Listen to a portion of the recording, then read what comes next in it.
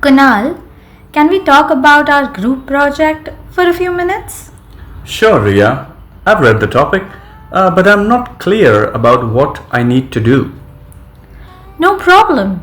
So, we're doing a presentation on the impact of social media on teenagers. We need to divide the sections. Okay, what sections are there? There's the introduction, then the benefits of social media, the negative effects, a short case study, and finally, the conclusion. Got it. Which part do you want me to do? How about the negative effects? You mentioned you were reading articles on that last week.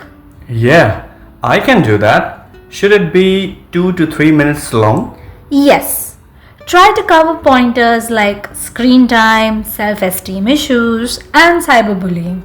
You can also use real life examples. Sounds good. When do we have to present? Next Friday. So we should meet again on Wednesday to rehearse.